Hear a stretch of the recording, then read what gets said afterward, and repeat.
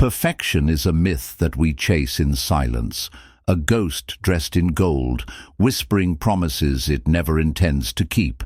And yet we run, every day, every night, every waking breath, built around the illusion that maybe if we just try hard enough, if we just become good enough, clean enough, successful enough, we might earn a world that finally stops hurting, a life that finally stops aching.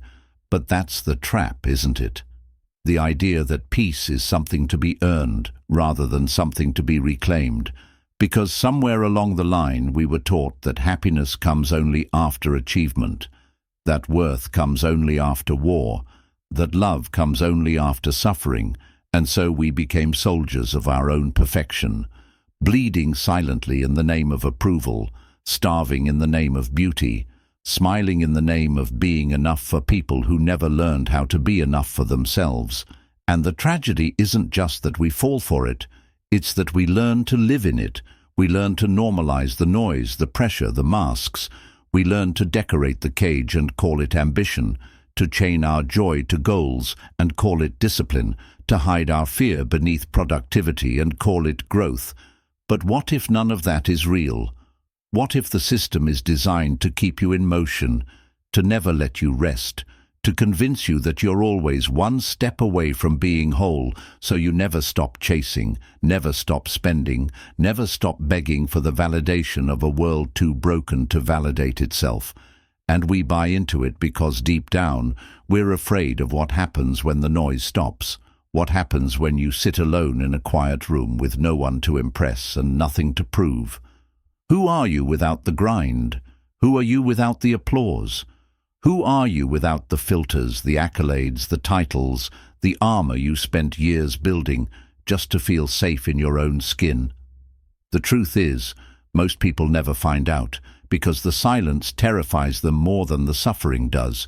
So they stay on the wheel, spinning faster, polishing the same version of themselves over and over, convinced that if they just shine a little brighter, maybe the darkness inside will finally go away. But it doesn't, because you can't outrun what you refuse to face, and you can't perfect what you refuse to feel, and that's the unspoken war, not against the world, but against your own refusal to be human, your own resistance to softness, to stillness, to imperfection. And so we become machines in flesh, efficient but empty, admired but hollow, envied but alone.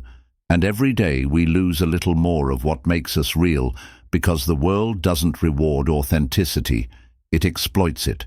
It packages your pain into a product, turns your struggle into content, turns your healing into a brand. And you start to wonder, is anything sacred anymore? Is anything safe?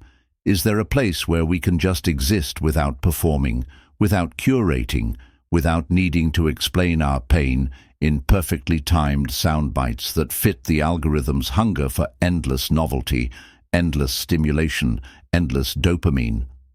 You start to realize the greatest rebellion in a world obsessed with more is to choose less.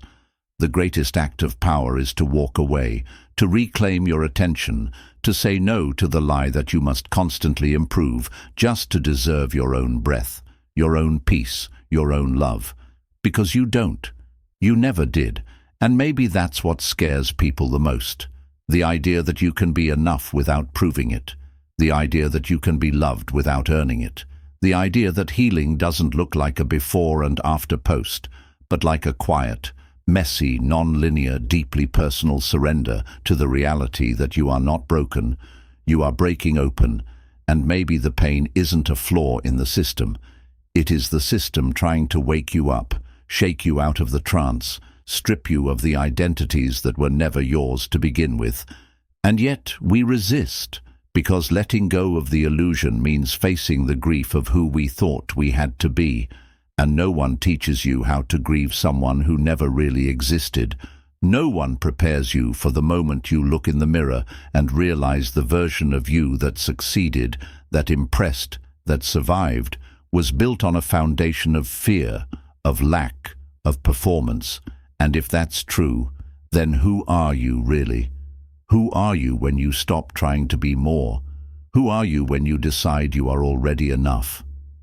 The world won't applaud that version of you because it can't control it, can't monetize it, can't predict it. And that's what freedom feels like.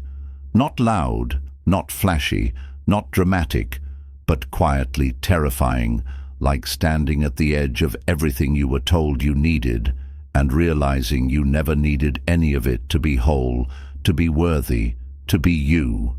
And when you understand that, something inside you shifts, something ancient and silent and true. And maybe that's the moment when life begins, not when you achieve, not when you impress, but when you let go, when you stop trying to be perfect and start learning how to be real, how to be kind to yourself when no one's watching, how to speak softly to the parts of you that are still learning how to trust the silence, because that's where your power is. Not in the noise, not in the accolades, but in your ability to remain rooted when the world spins around you, to remain soft when the world goes hard, to remain human in a system that wants you mechanical. And maybe that's what it means to win. Not to rise above the world, but to walk through it unshaken, untouched, unbought, to love without needing, to give without losing, to speak without performing, to exist without apology, because you were never meant to be perfect. You were meant to be free.